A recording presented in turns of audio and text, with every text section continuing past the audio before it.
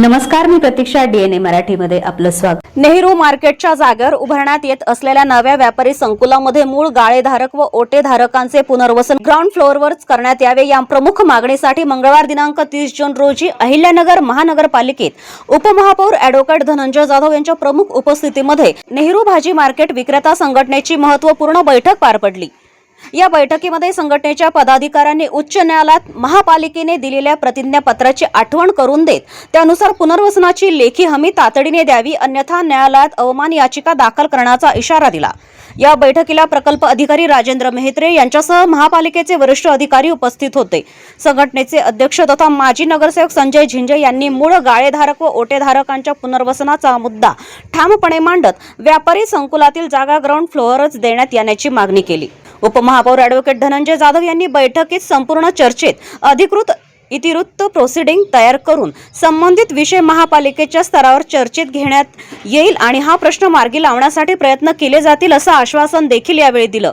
मात्र संघटनेचे अध्यक्ष संजय झिंजे यांनी ग्राउंड फ्लोअरवरच पुनर्वसन व्हावे या मागणीवर आम्ही ठाम आहोत, प्रशासनाने याची गंभीर दखल घ्यावी असं स्पष्ट सांगितलं. बैठकीला नेहरू भाजी मार्केट विक्रेता संघटनेचे आर.डी. करंदीकर, बीबी गौरी, अशोक लांडे, राजेंद्र चौधरी, रामभाऊ केळकर, रत्नाकर कोफलडके, बालाजी भुमैया, पवन खेतमाळीस, रुपेश तरोटे, विजय चौधरी यांच्यासह अनेक गाळेधारक आणि ओटेधारक उपस्थित होते.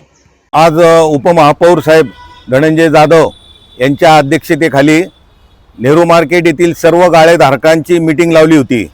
आज आम्ही आमचं स्पष्ट म्हणणं तिथं मांडलेलं आहे की महापालिकेने हायकोर्टामध्ये ॲफिडेविट म्हणून लिहून दिलं की 14 गाळे व 70 ओटे यांचं आम्ही त्याच ठिकाणी पुनर्वसन करणार आहे. तर आम्ही आमचं स्पष्ट भूमिका मांडली की जे आमचे 14 गाळे व 70 ओटे ते आम्ही ग्राउंड फ्लोअरलाच आमचे गाळे व ओटे घेणार आहे. त्याचं कारण असं की आम्ही जे काही भाडेकरी होतो ते आम्ही ग्राउंड फ्लोअरला होतो, मग ते ग्राउंड फ्लोअर सोडून आम्ही दुसरीकडे गाळे बिलकुल घेणार नाही. सगळ्यात महत्त्वाची गोष्ट आहे की तुम्ही ॲफिडेविट करून दिलेलं आहे आणि जर त्या ॲफिडेविट प्रमाणे जर तुम्ही नाही वागले तर मग आम्ही परत हायकोर्टात जाणार आहे, अवमान याचिका म्हणून दाखल करणार आहे आणि आमचा न्यायालयावर व न्यायदेवतेवर खूप विश्वास आहे. आम्ही न्यायालयातनं आमचे गाळे मिळवणार आहे.